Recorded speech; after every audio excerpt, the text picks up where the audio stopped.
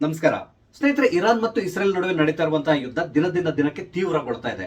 ಈ ಸಂದರ್ಭದಲ್ಲಿ ಕಾಂಗ್ರೆಸ್ನ ಅಧಿನಾಯಕಿಯಾದಂತಹ ಸೋನಿಯಾ ಗಾಂಧಿ ಅವರು ಗಂಟಲಿಗೆ ಮೂಳೆ ಸಿಕ್ಕಾಕೊಂಡ ರೀತಿಯಲ್ಲಿ ಒದ್ದಾಡ್ತಾ ಇದ್ದಾರೆ. ತಮ್ಮ ಒದ್ದಾಟ ಮತ್ತು ತಮ್ಮ ಮಾನಸಿಕ ತುಮುಲವನ್ನ ಒಂದು ಲೇಖನವನ್ನ ಬರೆಯುವ ಮುಖಾಂತರ ಅವರು ತೋರಿಸ್ಕೊಂಡಿದ್ದಾರೆ. ಹಾಗಾದ್ರೆ ಆ ಲೇಖನದಲ್ಲಿ ಏನ್ ಬರ್ಕೊಂಡಿದ್ದಾರೆ, ಅದರ ಹಿನ್ನೆಲೆ ಏನು, ಅದರ ವಿಶೇಷತೆ ಏನು, ಹಾಗೇನೆ ಅವರು ಸರ್ಕಾರದ ನಿಲುವನ್ನು ಕೂಡ ಇಲ್ಲಿ ಪ್ರಶ್ನಿಸಿದ್ದಾರೆ. ಇದೆಲ್ಲದರ ಬಗ್ಗೆ ನಿಮ್ ಜೊತೆ ಮಾತಾಡ್ತಾ ಇದ್ದೇನೆ. ಸ್ನೇಹಿತರೆ, ನಿಮ್ಮೆಲ್ಲರನ್ನು ಕಾಫಿಯತ್ತ ಡಿಜಿಟಲ್ ಚಾನೆಲ್ಗೆ ಸ್ವಾಗತಿಸ್ತಾ ಇದ್ದೇನೆ. ಸ್ನೇಹಿತರೆ, ಕಾಂಗ್ರೆಸ್ನ ಅಧಿನಾಯಕಿಯಾದಂತಹ ಸೋನಿಯಾ ಗಾಂಧಿ ಅವರು ಇತ್ತೀಚೆಗೆ ಅವರ ಆರೋಗ್ಯದಲ್ಲಿ ಏರುಪೇರಾಗಿರೋದ್ರಿಂದ ಸದ್ಯಕ್ಕೆ ಆಸ್ಪತ್ರೆಯಲ್ಲಿದ್ದಾರೆ. ನನಗೆ ಗೊತ್ತಿದ್ದಾಗ ಇನ್ನೂ ಡಿಸ್ಚಾರ್ಜ್ ಆಗಿಲ್ಲ. ಅದಕ್ಕೆ ಸಂಬಂಧಪಟ್ಟಂತೆ ಯಾವುದೇ ರೀತಿಯಾದಂತಹ ಮಾಹಿತಿ ನನ್ನಲ್ಲಿಲ್ಲ. ಒಂದ್ ವೇಳೆ ಡಿಸ್ಚಾರ್ಜ್ ಆಗಿದ್ದಿದ್ರೆ ದಯವಿಟ್ಟು ನನ್ನ ಕ್ಷಮಿಸಿ. ಅವರು ಆಸ್ಪತ್ರೆಯಲ್ಲಿದ್ದ ಸಂದರ್ಭದಲ್ಲೇ ಈಗ ಇರಾನ್ ಮತ್ತು ಇಸ್ರೇಲ್ ನಡುವೆ ನಡೀತಿರುವಂತಹ ಯುದ್ಧ ತೀವ್ರಗೊಳ್ತಾ ಇದೆ. ಈ ಸಂದರ್ಭದಲ್ಲಿ ಸೋನಿಯಾ ಗಾಂಧಿ ಅವರು ಕೆಲವೊಂದು ವಿಷಯಗಳನ್ನ ಪ್ರಸ್ತಾಪ ಮಾಡಿ ಒಂದು ಲೇಖನವನ್ನ ಬರೆದಿದ್ದಾರೆ ಹಿಂದೂ ಪತ್ರಿಕೆಗೆ. ಈ ಲೇಖನದಲ್ಲಿರುವಂತಹ ಮುಖ್ಯ ಅಂಶಗಳೇನು ಮತ್ತೆ ಅವರ ನಿಲುವೇನು, ಅದೇ ರೀತಿಯಲ್ಲಿ ಸರ್ಕಾರದ ನಿಲುವೇನು, ಇದ್ರ ಬಗ್ಗೆ ಸ್ವಲ್ಪ ಮಾತಾಡ್ತಾ ಇದ್ದೇನೆ. ಸ್ನೇಹಿತರೆ, ಈ ಲೇಖನದಲ್ಲಿ ಮುಖ್ಯವಾಗಿ ಸೋನಿಯಾ ಗಾಂಧಿ ಅವರು ಭಾರತದ ನಿಲುವನ್ನ ಪ್ರಶ್ನೆ ಮಾಡಿದ್ದಾರೆ. ಸ್ನೇಹಿತರೆ, ಇಲ್ಲಿ ಒಂದು ವಿಷಯವನ್ನು ನಿಮ್ ಪ್ರಸ್ತಾಪ ಮಾಡ್ತೇನೆ. ಅದೇನು ಅಂತ ಹೇಳಿದ್ರೆ, ಭಾರತ, ಇರಾನ್ ಮತ್ತು ಇಸ್ರೇಲ್ ಎರಡು ದೇಶದೊಂದಿಗೆ ಉತ್ತಮ ಬಾಂಧವ್ಯವನ್ನು ಹೊಂದಿದೆ. ಹಾಗಾಗಿ ನಾವು ಇಬ್ಬರನ್ನು ಕೂಡ ಒಂದೇ ದೃಷ್ಟಿಯಿಂದ ನೋಡ್ತಾ ಇದ್ದೇವೆ. ಹಾಗಾಗಿ ಭಾರತ ಇಲ್ಲಿ ತಟಸ್ಥ ನಿಲುವನ್ನು ಹೊಂದಿದೆ. ನಿಮ್ಗೆ ಗೊತ್ತಿರಬಹುದು, ನಿನ್ನೆ ಇರಾನಿನ ಅಧ್ಯಕ್ಷ ನರೇಂದ್ರ ಮೋದಿ ಅವರ ಜೊತೆ ಕೂಡ ಫೋನ್ ನಲ್ಲಿ ಮಾತಾಡಿದ್ದಾರೆ. ಹೆಚ್ಚು ಕಡಿಮೆ 30-35 ನಿಮಿಷ ಇವರಿಬ್ಬರ ಮಧ್ಯೆ ಮಾತುಕತೆ ನಡೆದಿತ್ತು. ಆ ಸಂದರ್ಭದಲ್ಲಿ ಮೋದಿ ಅವರು ಇರಾನಿಗೆ ಒಂದು ಸಲಹೆಯನ್ನು ಕೂಡ ಕೊಟ್ಟಿದ್ದಾರೆ. ದಯವಿಟ್ಟು ರಾಜತಾಂತ್ರಿಕ ಮಾರ್ಗದ ಮೂಲಕ ಈ ಸಮಸ್ಯೆಗಳನ್ನ ಬಗೆಹರಿಸಿಕೊಳ್ಳಿ, ಮಾತುಕತೆ ಕೂತ್ಕೊಂಡು ಶಾಂತಿಯುತವಾಗಿ ಈ ಸಮಸ್ಯೆಯನ್ನ ಪರಿಹಾರ ಮಾಡಿಕೊಳ್ಳಿ, ಯುದ್ಧ ಮಾಡೋದು ಸಮಸ್ಯೆಗೆ ಪರಿಹಾರ ಅಲ್ಲ ಅಂತ ಕೂಡ ಹೇಳಿದ್ದಾರೆ. ಅಂದ್ರೆ ಭಾರತದ ನಿಲುವು ಏನು ಅನ್ನೋದು ನಿಮ್ಗೆ ತುಂಬಾ ಚೆನ್ನಾಗಿ ಗೊತ್ತಿದೆ. ಎರಡು ದೇಶಗಳಿಗೆ ಹೇಳ್ತಾ ಇದೆ ಯುದ್ಧವನ್ನ ಬಿಟ್ಟು ಮಾತುಕತೆ ಕೂತ್ಕೊಳ್ಳಿ ಅಂತೇಳಿ. ಆದ್ರೆ ಎರಡು ದೇಶಗಳು ಒಪ್ಪಲಿಲ್ಲ ಅಂತ ಹೇಳಿದ್ರೆ ಅದಕ್ಕೆ ನಾವೇನ್ ಮಾಡ್ಲಿಕ್ಕೆ ಸಾಧ್ಯ ಇಲ್ಲ. ಹಾಗಾಗಿ ಇಲ್ಲಿ ಭಾರತದ ನಿಲುವು ಅತ್ಯಂತ ಸ್ಪಷ್ಟವಾಗಿದೆ. ಭಾರತ ನ್ಯೂಟ್ರಲ್ ಆಗಿದೆ. ಈ ಲೇಖನದಲ್ಲಿ ಸೋನಿಯಾ ಗಾಂಧಿ ಅವರು ಹೇಳ್ತಾ ಇದ್ದಾರೆ, ಇಸ್ರೇಲ್ ಇಲ್ಲಿವರೆಗೆ ಗಾಜಾದಲ್ಲಿ ಹೆಚ್ಚು ಕಡಿಮೆ 55,000 ಜನರನ್ನ ಕೊಂದಿದೆ ಅಂತೇಳಿ ಹೇಳ್ತಾ ಇದ್ದಾರೆ. ಇದು ಎಲ್ಲರಿಗೂ ಗೊತ್ತಿರುವಂತಹ ವಿಷಯ. ಯಾಕಂತ ಹೇಳಿದ್ರೆ ಅದು ಒಂದು ಜನನಿಬಿಡವಾದಂತಹ ಪ್ರದೇಶ. ಆ ಪ್ರದೇಶದಲ್ಲಿ ಹಮಾಸ್ ಭಯೋತ್ಪಾದಕರು ಯಾವಾಗ್ಲೂ ಕೂಡ ಅಷ್ಟೇ ಅಲ್ಲಿಯ ಜನರನ್ನೇ ಶೀಲ್ಡ್ ಆಗಿ ಯೂಸ್ ಮಾಡಿಕೊಂಡು ತಮ್ಮ ಅಡುಗುದಾಣಗಳನ್ನ ನಿರ್ಮಿಸಿಕೊಂಡಿದ್ದಾರೆ. ಈ ಅಡುಗುದಾಣಗಳ ಮೇಲೆ ದಾಳಿ ನಡೆಸುವಾಗ ಹಲವಾರು ಜನ ಅಲ್ಲಿ ಹತರಾಗಿದ್ದಾರೆ. ಇದು ಎಲ್ಲರಿಗೂ ಗೊತ್ತಿರುವಂತಹ ವಿಷಯ.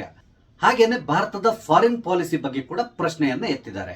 ಅಂದ್ರೆ ಭಾರತದ ಫಾರಿನ್ ಪಾಲಿಸಿ ಸರಿ ಇಲ್ಲ, ವಿದೇಶಾಂಗ ನೀತಿಯನ್ನ ಇವರು ಬದಲಾಯಿಸ್ಕೋಬೇಕು. ಈ ರೀತಿಯಾದಂತಹ ವಿದೇಶಾಂಗ ನೀತಿಯಿಂದಾಗಿ ಭಾರತಕ್ಕೆ ಬಹಳಷ್ಟು ಸಮಸ್ಯೆಗಳು ಉಂಟಾಗ್ತಾ ಇದೆ, ಭಾರತ ಬಹಳಷ್ಟು ಕಳ್ಕೊಳ್ತಾ ಇದೆ ಅಂತಕೊಂಡು ಹೇಳಿದ್ದಾರೆ.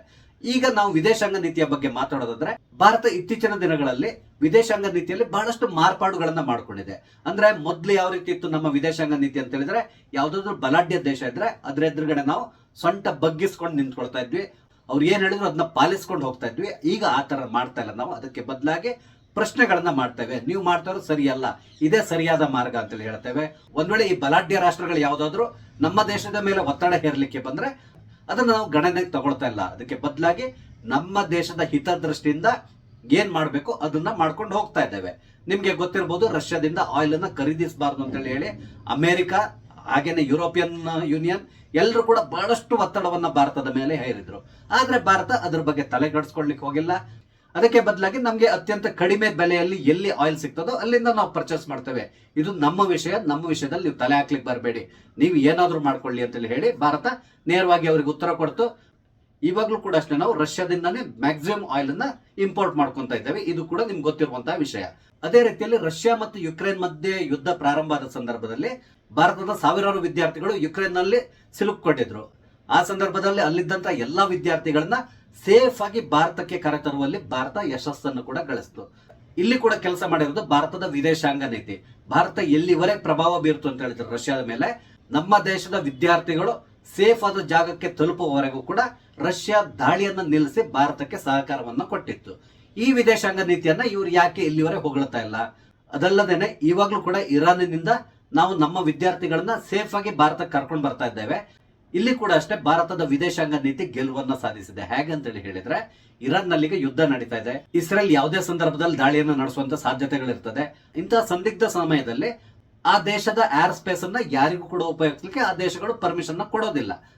ಆದ್ರೆ ಭಾರತ ಇರಾನ್ಗೆ ಮನವಿಯನ್ನ ಮಾಡ್ತು, ನಮ್ಮ ವಿದ್ಯಾರ್ಥಿಗಳನ್ನ ನಮ್ಮ ದೇಶಕ್ಕೆ ನಮ್ಮ ವಿಮಾನದಲ್ಲಿ ಕರ್ಕೊಂಡು ಹೋಗ್ತಾ ಇದ್ದೇವೆ, ಹಾಗಾಗಿ ದಯವಿಟ್ಟು ಪರ್ಮಿಷನ್ ಕೊಡಿ ಅಂತೇಳಿ ಕೇಳ್ತು. ಅದಕ್ಕೆ ಇರಾನ್ ಕೂಡ ಒಪ್ಪಿಗೆಯನ್ನು ಸೂಚಿಸಿ ಇರಾನ್ನ ಏರ್ ಸ್ಪೇಸ್ ನ ನಮ್ಗೆ ಉಪಯೋಗಿಸ್ಕೊಳ್ಳಿಕ್ಕೆ ಕೂಡ ಅವಕಾಶವನ್ನ ಮಾಡಿಕೊಡ್ತು. ಈ ಸಂದರ್ಭದಲ್ಲಿ ಇಸ್ರೇಲ್ ಕೂಡ ನಮ್ಮ ಸಹಕಾರವನ್ನ ಕೊಟ್ಟಿದೆ. ಯಾಕಂದ್ರೆ ವಿಮಾನಗಳು ಸೇಫ್ ಆಗಿ ಈ ಕಡೆ ಬರುವ ಸಂದರ್ಭದಲ್ಲಿ ಯಾವುದೇ ರೀತಿಯಾದಂತಹ ದಾಳಿ ನಡೆದಿರೋ ರೀತಿಯಲ್ಲಿ ಕೂಡ ನೋಡ್ಕೊಂಡಿದ್ದಾರೆ. ಇದೆಲ್ಲ ನಿಮ್ಗೆ ಗೊತ್ತಿರುವಂತಹ ವಿಷಯ. ಈಗಾಗಲೇ ಸಾವಿರಾರು ಜನ ವಿದ್ಯಾರ್ಥಿಗಳು ಭಾರತಕ್ಕೆ ಸೇಫ್ ಆಗಿ ಬಂದ್ಬಿಟ್ಟಿದ್ದಾರೆ. ಇದು ಕೂಡ ವಿದೇಶಾಂಗ ನೀತಿಯ ಜಯ ಅಂತೇಳಿ ಹೇಳ್ಬೋದು. ಆದ್ರೆ ಇಲ್ಲಿ ಸೋನಿಯಾ ಗಾಂಧಿ ಅವರು ಹೇಳ್ತಾರೆ ವಿದೇಶಾಂಗ ನೀತಿ ಫೇಲ್ಯೂರ್ ಆಗಿದೆ ಅಂತೇಳಿ. ಇದೇ ಸಂದರ್ಭದಲ್ಲಿ ನಾನು ಇನ್ನೊಂದು ವಿಷಯನ ಪ್ರಸ್ತಾಪ ಮಾಡ್ಲಿಕ್ಕೆ ಇಷ್ಟಪಡ್ತೇನೆ. ಅದೇನು ಅಂತ ಹೇಳಿದ್ರೆ ನಿಮ್ಗೆ ಗೊತ್ತಿರಬಹುದು, ಕತಾರ್ನಲ್ಲಿ 8 ಜನ ಭಾರತೀಯರಿಗೆ ಅಲ್ಲಿಯ ಸರ್ಕಾರ ಮರಣದಂಡನೆ ಶಿಕ್ಷೆಯನ್ನ ವಿಧಿಸ್ಲಿಕ್ಕೆ ಹೊರಟಿತ್ತು. ಇದು ನಿಮ್ಗೆ ಗೊತ್ತಿರುವಂತಹ ವಿಷಯ. 8 ಜನ ನಮ್ಮ ದೇಶದ ಮಾಜಿ ನೌಕಾಪಡೆಯ ಯೋಧರಾಗಿದ್ರು. ಇವರು ಅಲ್ಲಿ ಯಾವುದೋ ಒಂದು ಕಂಪನಿಗಾಗಿ ಕೆಲಸ ಮಾಡ್ತಾ ಇದ್ರು. ಆ ಸಂದರ್ಭದಲ್ಲಿ ಈ 8 ಜನ ಇಂಜಿನಿಯರ್ಸ್ ನ ಅಲ್ಲಿಯ ಪೊಲೀಸ್ ಇಲಾಖೆ ಬಂಧಿಸ್ತು. ಅವ್ರ ಮೇಲೆ ಇದ್ದಂತ ಕೇಸ್ ಏನು ಅಂತ ಹೇಳಿದ್ರೆ ಬೇಹುಗಾರಿಕೆ. ಇವರೆಲ್ಲರೂ ಇಸ್ರೇಲ್ ಪರವಾಗಿ ಬೇಹುಗಾರಿಕೆಯನ್ನ ಮಾಡ್ತಾ ಇದ್ದಾರೆ ಅಂತ ಹೇಳಿ ಇವ್ರನ್ನ ಬಂಧಿಸಿದ್ರು. ಅಲ್ಲಿಯ ಕಾನೂನಿನ ಪ್ರಕಾರ ಇವರೆಲ್ಲರಿಗೂ ಮರಣದಂಡನೆ ಶಿಕ್ಷೆಯನ್ನ ಅನೌನ್ಸ್ ಮಾಡ್ತು. ಕೆಲವೇ ದಿನಗಳಲ್ಲಿ ಅವರಿಗೆ ಮರಣದಂಡನೆ ಶಿಕ್ಷೆ ಆಗುವಂತ ಸಾಧ್ಯತೆಗಳು ಕೂಡ ಇತ್ತು. ಆ ಸಂದರ್ಭದಲ್ಲಿ ನಮ್ಮ ವಿದೇಶಾಂಗ ಸಚಿವರು ಕತಾರ್ಗೆ ತೆರಳಿ ಅಲ್ಲಿಯ ಸರ್ಕಾರದೊಂದಿಗೆ ಮಾತುಕತೆಯನ್ನ ನಡೆಸಿ ಈ 8 ಜನ ಭಾರತೀಯರನ್ನ ಅಲ್ಲಿಯ ಜೈಲಿಂದ ಬಿಡುಗಡೆಗೊಳಿಸಿ ಭಾರತಕ್ಕೆ ಕರೆತರುವಲ್ಲಿ ಯಶಸ್ಸನ್ನ ಗಳಿಸಿದ್ರು ಕೂಡ. ಇದು ಕೂಡ ಭಾರತದ ವಿದೇಶಾಂಗ ನೀತಿಯ ಒಂದು ಗೆಲುವು ಅಂತಲೇ ಹೇಳ್ಬೋದು. ಇದನ್ನ ಕೂಡ ಸೋನಿಯಾ ಗಾಂಧಿ ಅವರು ಕನ್ಸಿಡರ್ ಮಾಡಬೇಕಾಗಿ ಬರ್ತದೆ. ಆದ್ರೆ ಇವರಿಗಿರೋದು ಜಾಣ ಕುರುಡು, ಹಾಗಾಗಿ ಇದ್ಯಾವುದು ಅವ್ರಿಗೆ ಕಾಣಿಸ್ಕೊಡಲ್ಲ. ಹಾಗೇನೆ ಸೋನಿಯಾ ಗಾಂಧಿ ಅವರು ಈ ಲೇಖನದಲ್ಲಿ ಬರ್ಕೊಂಡಿದ್ದಾರೆ, ನೆತನ್ಯಾಹು ಅವರ ನಡೆಯನ್ನ ಖಂಡಿಸಬೇಕು ಭಾರತ ಅಂತೇಳಿ. ಆದ್ರೆ ಭಾರತ ಆ ಕೆಲಸ ಕೈ ಹಾಕ್ಲಿಕ್ಕೆ ಹೋಗಿಲ್ಲ. ಯಾಕಂತ ಹೇಳಿದ್ರೆ ಭಾರತ ನ್ಯೂಟ್ರಲ್ ಆಗಿದೆ. ಇಬ್ಬರಿಗೂ ಬುದ್ಧಿ ಹೇಳೋದನ್ನ ಹೇಳಿದೆ ಹೊರತು ಒಬ್ಬರ ನಿಲುವನ್ನ ಖಂಡಿಸ್ಲಿಕ್ಕೆ ಹೋಗೋದಿಲ್ಲ. ಇಲ್ಲಿ ಸೋನಿಯಾ ಗಾಂಧಿ ಅವರು ತುಮುಲಕ್ಕೆ ಮುಖ್ಯ ಕಾರಣ ಏನು, ಬೇರೆ ಏನು ಅಲ್ಲ, ಇರಾನ್ ಒಂದು ಮುಸ್ಲಿಂ ರಾಷ್ಟ್ರ. ಹಾಗಾಗಿ ಇಲ್ಲಿ ಮುಸ್ಲಿಂ ರಾಷ್ಟ್ರದ ಮೇಲೆ ಯಹೂದಿಗಳು ದಾಳಿಯನ್ನ ನಡೆಸ್ತಾ ಇದ್ದಾರೆ. ಇದನ್ನ ಖಂಡಿಸ್ಲಿಕ್ಕಾಗಿ ಸೋನಿಯಾ ಗಾಂಧಿ ಅವರು ಈ ರೀತಿಯಾದಂತಹ ಲೇಖನವನ್ನ ಬರೆದಿದ್ದಾರೆ. ಇದರಿಂದಾಗಿ ಭಾರತದಲ್ಲಿರುವಂತಹ ಮುಸಲ್ಮಾನರಿಗೆ ಸಂತೋಷ ಆಗ್ಬೇಕು, ಅವರು ನಮ್ಮ ವೋಟ್ ಬ್ಯಾಂಕ್ ಆಗಿಯೇ ಉಳ್ಕೊಳ್ಬೇಕು, ನಮ್ಗೆ ಅವ್ರ ವೋಟನ್ನ ಹಾಕಬೇಕು. ಈ ಮುಖಾಂತರ ಇನ್ನು ಹಲವಾರು ತಲೆಮಾರುಗಳವರೆಗೆ ಅವ್ರನ್ನ ನಮ್ಮ ಗುಲಾಮರನ್ನಾಗಿ ಇಟ್ಕೊಳ್ಬೇಕು ಅನ್ನೋದು ಕಾಂಗ್ರೆಸ್ನ ಯೋಚನೆ. ಇದನ್ನ ಕೆಲವು ಮುಸಲ್ಮಾನರು ಒಪ್ಪದೇ ಇರಬಹುದು. ಆದ್ರೂ ಕೂಡ ಈ ಮುಸಲ್ಮಾನರು ಯೋಚನೆ ಮಾಡಬೇಕು, ಕಾಂಗ್ರೆಸ್ ಜೊತೆಗೆ ಇವ್ರು ಮೊದಲಿಂದನೂ ಕೂಡ ಇದ್ದಾರೆ. ಆದ್ರೆ ಕಾಂಗ್ರೆಸ್ ಇವ್ರನ್ನ ಯಾವ ಲೆವೆಲ್ ನಲ್ಲಿ ಇಟ್ಟಿದೆ, ಇವ್ರನ್ನ ಎಷ್ಟು ಬೆಳೆಸಿದೆ, ಇವರಿಗೆ ಎಷ್ಟು ಎಜುಕೇಶನ್ ಕೊಡ್ಲಿಕ್ಕೆ ಸಹಾಯ ಮಾಡಿದೆ, ಅದನ್ನ ಕೂಡ ಇವರು ಯೋಚನೆ ಮಾಡ್ಬೇಕಾಗಿ ಬರ್ತದೆ.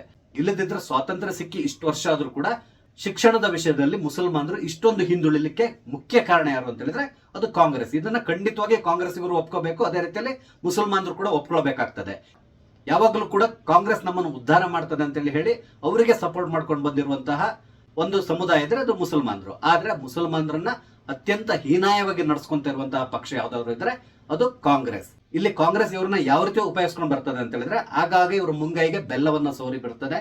ಆ ಮುಖಾಂತರ ಈ ಸಮುದಾಯವನ್ನ ತಮ್ಮ ಅಡಿಯಾಳಾಗಿ ಇಟ್ಕೊಳ್ಳಿಕ್ಕೆ ಕಾಂಗ್ರೆಸ್ ಸತತ ಪ್ರಯತ್ನವನ್ನ ಮಾಡ್ಕೊಂಡು ಬರ್ತದೆ. ಅದು ಮುಂದುವರಿತದೆ ಕೂಡ. ಇಲ್ಲಿ ಸೋನಿಯಾ ಗಾಂಧಿ ಅವರು ನಾನು ಪ್ರಶ್ನೆ ಕೇಳಲಿಕ್ಕೆ ಇಷ್ಟಪಡ್ತೇನೆ. ಪೆಹಲ್ಗಾಮ್ನಲ್ಲಿ ಹಿಂದೂಗಳ ಮೇಲೆ ದಾಳಿ ಆಯಿತು. ಈ ಸಂದರ್ಭದಲ್ಲಿ ಸೋನಿಯಾ ಗಾಂಧಿ ಅವರಿಗೆ ಯಾಕೆ ಬೇಸರ ಆಗಲಿಲ್ಲ? ಆ ಸಂದರ್ಭದಲ್ಲಿ ಇವರು ಯಾಕೆ ಯಾವುದೇ ಒಂದು ಪತ್ರಿಕೆಗೆ ಲೇಖನವನ್ನ ಬರೀಲಿಕ್ಕೆ ಹೋಗ್ಲಿಲ್ಲ? ಆ ಪೆಹಲ್ಗಾಮ್ನಲ್ಲಿ ಏನ್ ನಡೆದಿದೆ ಅನ್ನೋದು ಇವ್ರಿಗೆ ತುಂಬಾ ಚೆನ್ನಾಗಿ ಗೊತ್ತಿದೆ. ಹಿಂದೂಗಳನ್ನ ಹುಡುಕಿ ಹುಡುಕಿ ಕೊಲ್ತಾ ಹೋದ್ರು. ಈ ರೀತಿ ನಾನು ಹೇಳಿದ ತಕ್ಷಣ ಕೆಲವರು ಕಮೆಂಟ್ ನಲ್ಲಿ ಹಾಕ್ತಾರೆ, ಇಲ್ಲ ಆ ರೀತಿ ನಡೆದೇ ಇಲ್ಲ, ಹಿಂದೂಗಳನ್ನ ಹುಡುಕಿ ಹುಡುಕಿ ಕೊಲ್ಲಲಿಲ್ಲ, ಆದ್ರಲ್ಲಿ ರ್ಯಾಂಡಮ್ ಆಗಿ ಶೂಟ್ ಮಾಡಿದ್ದಾರೆ, ದುರ್ದೈವವಶಾತ್ ಹಿಂದೂಗಳೇ ಅಲ್ಲಿ ಜಾಸ್ತಿ ಸತ್ತೋದ್ರು, ಒಬ್ಬ ಮುಸ್ಲಿಂ ಮಾತ್ರ ಸತ್ತೋದ ಅಂತಕೊಂಡು ಹೇಳ್ತಾರೆ. ಆದ್ರೆ ವಿಷಯ ಅದಲ್ಲ. ಅಲ್ಲಿ ಹಿಂದೂಗಳನ್ನ ಹುಡುಕಿ ಅವರ ಜಾತಿ ಮತ ಎಲ್ಲದನ್ನು ಚೆಕ್ ಮಾಡಿ ಕೊನೆಗೆ ಕೊಂದಿರುವಂತಹದ್ದು. ಇದು ಪ್ರತ್ಯಕ್ಷದರ್ಶಿಗಳು ಅಂದ್ರೆ ಯಾರು ಸತ್ರು ಅವರ ಹೆಂಡತಿಯರು ಹೇಳ್ಕೊಂಡಿರುವಂತಹ ಮಾತು. ಕೆಲವೊಂದು ರೆಕಾರ್ಡ್ ಕೂಡ ಆಗಿದೆ. ಇದನ್ನು ಕೂಡ ಕನ್ಸಿಡರ್ ಮಾಡ್ಬೇಕಾಗ್ತದೆ. ಆದ್ರೆ ಕೆಲವರು ಒಪ್ಪಲ್ಲ, ಇಲ್ಲ ಹಾಗಾಗೇ ಇಲ್ಲ ಅಂತೇಳಿ ಹೇಳ್ಕೊಂಡು ವಾದ ಮಾಡ್ಕೊಂಡ್ ಬರ್ತಾರೆ. ಈ ಪೆಹಲ್ಗಾಮ್ ಘಟನೆ ನಡೆದ ಸಂದರ್ಭದಲ್ಲಿ ಇವರೆಲ್ಲರೂ ಕೂಡ ಸೈಲೆಂಟ್ ಆಗಿದ್ಬಿಟ್ಟಿದ್ರು. ಮೇಲ್ನೋಟಕ್ಕೆ ಒಂದೊಂದು ಹೇಳಿಕೆಯನ್ನು ಕೊಡ್ತಾ ಇದ್ರೆ ಹೊರತು ಬೇರೆ ಏನು ಮಾಡ್ಲಿಕ್ಕೆ ಹೋಗಿಲ್ಲ. ಇದೇ ಸಂದರ್ಭದಲ್ಲಿ ಇನ್ನೊಂದು ಮಾತನ್ನ ನಿಮ್ಗೆ ಹೇಳಲಿಕ್ಕೆ ಇಷ್ಟಪಡ್ತಾನೆ. ಅದೇನು ಅಂತ ಹೇಳಿದ್ರೆ ಪ್ರಿಯಾಂಕಾ ವಾದ್ರಾ ಇವ್ರು ಏನ್ ಮಾಡಿದ್ರು, ಇಸ್ರೇಲ್ ಗಾಜಾ ಪಟ್ಟಿ ಮೇಲೆ ದಾಳಿ ನಡೆಸಿದ ಸಂದರ್ಭದಲ್ಲಿ ಒಂದು ಹ್ಯಾಂಡ್ ಬ್ಯಾಗ್ ಅನ್ನ ಹಾಕೊಂಡು ಬಂದಿದ್ರು. ಪ್ಯಾಲೆಸ್ತೀನಿಯರಿಗಾಗಿ ನನ್ನ ಮನ ಮಿಡಿತಾ ಇದೆ ಅಂತ ಹೇಳ್ಕೊಂಡು ಒಂದು ಹ್ಯಾಂಡ್ ಬ್ಯಾಗ್ ನ ಹಾಕೊಂಡು ಪಾರ್ಲಿಮೆಂಟ್ ಬಂದಿದ್ರು. ನಿಮ್ಗೆ ಗೊತ್ತಿರಬಹುದು. ಅದೇ ಸಂದರ್ಭದಲ್ಲಿ ಬಾಂಗ್ಲಾದೇಶದಲ್ಲಿರುವಂತಹ ಹಿಂದೂಗಳ ಮೇಲೆ ಸತತ ದಾಳಿ ನಡೀತಾ ಇತ್ತು.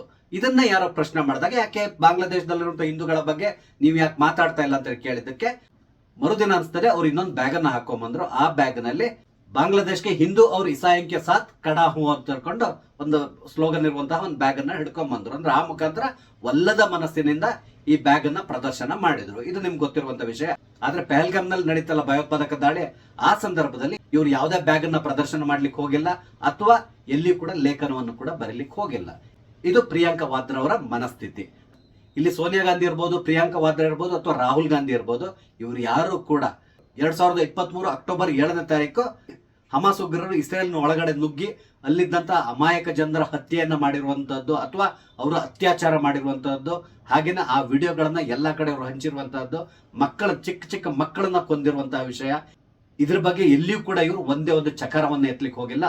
ಅದಕ್ಕೆ ಬದಲಾಗಿ ಇಸ್ರೇಲ್ ಯಾವಾಗ ಗಾಜಾ ಪಟ್ಟಿ ಮೇಲೆ ದಾಳಿಯನ್ನು ನಡೆಸಲಿಕ್ಕೆ ಶುರು ಮಾಡ್ತೋ, ಅಲ್ಲಿದ್ದಂತ ಹಮಾಸ್ ಉಗ್ರರನ್ನ ಕೊಲ್ಲಿಕ್ಕೆ ಶುರು ಮಾಡ್ತೋ, ಆ ಸಂದರ್ಭದಲ್ಲಿ ಇವರು ಬೀದಿಗಿಳಿದು ಪ್ರತಿಭಟನೆಗಳನ್ನ ಮಾಡ್ಲಿಕ್ಕೆ ಶುರು ಮಾಡಿದ್ರು. ಹಾಗೇನೆ ನಮ್ಮ ದೇಶದಲ್ಲಿರುವಂತಹ ಬುದ್ಧಿಜೀವಿಗಳು, ನಮ್ಮ ಕರ್ನಾಟಕದಲ್ಲಿರುವಂತಹ ಹಲವಾರು ಬುದ್ಧಿಜೀವಿಗಳು MG ರೋಡ್ ನಲ್ಲಿ ಹೋಗಿ ನಿಂತ್ಕೊಂಡು ಪ್ರತಿಭಟನೆಯನ್ನ ಮಾಡ್ತಾ ಇರೋದನ್ನ ನೀವು ನೋಡಿದ್ದೀರಾ. ಇವರ ಮೆಂಟಾಲಿಟಿಯನ್ನ ನೀವು ಅರ್ಥ ಮಾಡ್ಕೋಬಹುದು. ಸೋನಿಯಾ ಗಾಂಧಿ ಆದಿಯಾಗಿ ಕಾಂಗ್ರೆಸ್ನ ಪ್ರತಿಯೊಬ್ರು ಕೂಡ ಅಷ್ಟೇ ಯಾವಾಗ್ಲೂ ಒಂದು ಕೋಮಿನವರ ಪರವಾಗಿ ನಿಲ್ಲುವ ಮುಖಾಂತರ ಅವ್ರು ಯಾವುದೇ ತಪ್ಪನ್ನ ಮಾಡಿದ್ರೆ ಅದನ್ನ ಅವ್ರು ವಿರೋಧಿಸ್ಲಿಕ್ಕೆ ಹೋಗಲ್ಲ. ಅದಕ್ಕೆ ಬದಲಾಗಿ ಅವ್ರು ಮಾಡಿರುವಂತ ತಪ್ಪಿಗೆ ಅವ್ರೇನಾದ್ರು ಶಿಕ್ಷೆಗೊಳಪಟ್ರೆ ಆಗ ಇವರು ಬೀದಿಗಿಳಿತಾರೆ ಅಥವಾ ಅವರ ಪರವಾಗಿ ಈ ರೀತಿಯಾದಂತಹ ಮೊಸಳೆ ಕಣ್ಣೀರನ್ನ ಸುರಿಸ್ಲಿಕ್ಕೆ ಶುರು ಮಾಡ್ತಾರೆ. ಈ ಮೊಸಳೆ ಕಣ್ಣೀರನ್ನ ದಯವಿಟ್ಟು ಇವ್ರು ಯಾರು ನಂಬಾರ್ದು. ಅದಕ್ಕೆ ಬದಲಾಗಿ ಅವರ ಮನಸ್ಥಿತಿಯನ್ನ ಈ ಸಮುದಾಯದವರು ಅರ್ಥ ಮಾಡ್ಕೋಬೇಕಾದಂತಹ ಸಮಯ ಈಗ ಬಂದಿದೆ ಅಂತಲೇ ಹೇಳ್ಬೋದು. ಸ್ನೇಹಿತರೆ, ನಾನಿಲ್ಲಿ ಹಂಚಿಕೊಂಡಂತಹ ವಿಷಯದ ಬಗ್ಗೆ ನಿಮ್ಮ ಅನಿಸಿಕೆಗಳೇನು ದಯವಿಟ್ಟು ಕಮೆಂಟ್ ಮುಖಾಂತರ ತಿಳಿಸಿ. ಅದೇ ರೀತಿಯಲ್ಲಿ ದಯವಿಟ್ಟು ನನ್ನ ಚಾನಲ್ ಸಬ್ಸ್ಕ್ರೈಬ್ ಮಾಡಿ, ನನಗೆ ಸಪೋರ್ಟ್ ಮಾಡಿ. ನಮಸ್ತೆ, ಜೈ ಹಿಂದ್.